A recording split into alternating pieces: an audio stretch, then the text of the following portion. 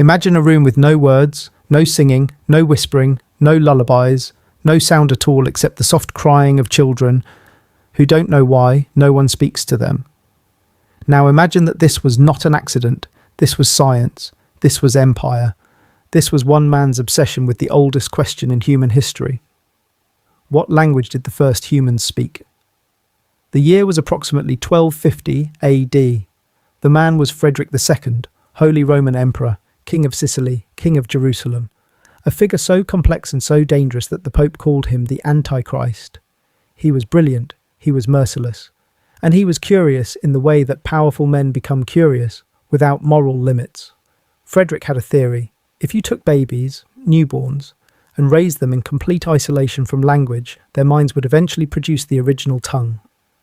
The language God gave to Adam.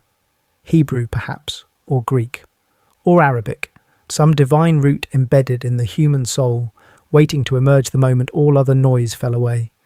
He wanted to hear it. The children were handed to wet nurses and caretakers with a single instruction: feed them, bathe them, keep them alive.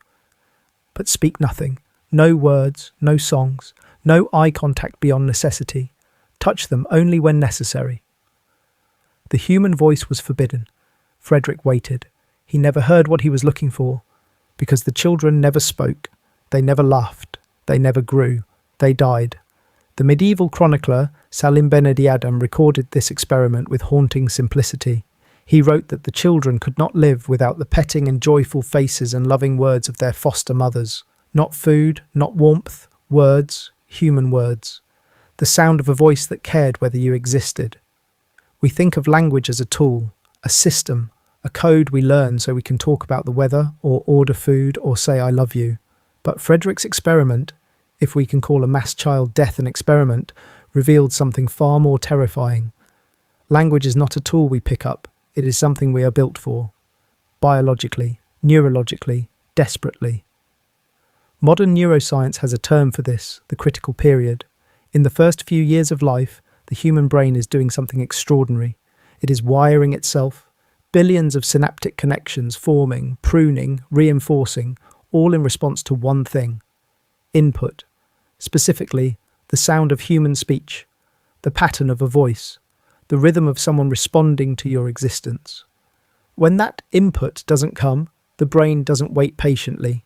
It begins to die in specific ways. The prefrontal cortex, the seat of reason, planning, social behaviour, develops poorly without early language exposure. The limbic system, which regulates emotion and attachment, fails to calibrate. Cortisol floods the body in response to chronic isolation. The immune system weakens, growth hormones drop. The body reads neglect as a physical threat. Because it is. Frederick's babies did not die from starvation. They died from something science would only name centuries later. Psychogenic failure to thrive. The body, receiving no social signal that it matters, no voice, no gaze, no warmth, interprets its own existence as unnecessary. It begins to shut down. The body survived the silence. Something else didn't. But what about the children who survived language deprivation, not in death, but in life? They are rare. Their stories are devastating. In 1970, a 13-year-old girl was discovered in a small house in Los Angeles. She had been locked in a room since infancy. Authorities later named her Genie to protect her identity. She was strapped to a potty chair during the day. At night, she was caged in a crib covered in wire mesh. She was beaten whenever she made a sound. She had never heard language, not in any meaningful sense. Her father occasionally barked at her like a dog. When Genie was found, she could not stand fully upright. She moved silently. She could not chew solid food. She had no language. She had no understanding of the world as a place that had anything to do with her. She was 13 years old and she was starting from zero. Researchers worked with Genie for years. She made progress. She learned words. She learned to point, to name, to want. But she never acquired full grammar. She could say things like applesauce buy store. She could communicate desire. She could not form the architecture of a sentence. The critical period had closed. The window that evolution built into the human brain for language acquisition, it had passed. And no amount of care, intelligence, or love could fully reopen it. He was alive, but not fully human. Not in the way human was supposed to feel from the inside. The philosopher Ludwig Wittgenstein once wrote, "The limits of my language mean the limits of my world." He meant it as a statement about logic, about what can and cannot be expressed. But for Genie, for all the children raised in language deprivation, it becomes something else entirely. Not a philosophical proposition, a prison sentence. Language is not just how we communicate, language is how we think. Consider what it means to have a memory of sadness without the word sadness, to feel hunger in a body that has no word for tomorrow, no concept that this will end, that more will come, to experience fear without the capacity to narrate it, contextualize it, place it in a sequence of before and after. Without language, time collapses into a single, suffocating present. Without words, emotion has no shape. It is just pressure, undifferentiated, inescapable. Researchers who worked with language-deprived children consistently noticed something that unsettled them.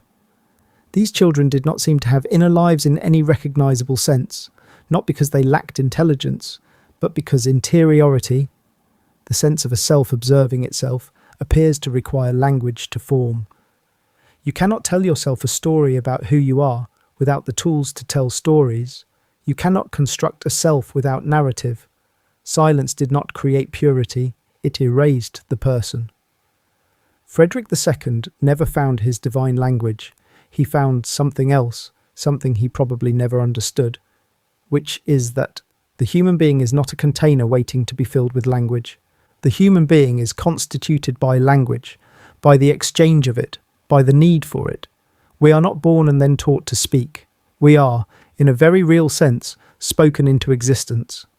By the voices that greet us, name us, respond to us, and insist through their attention that our existence is worth acknowledging.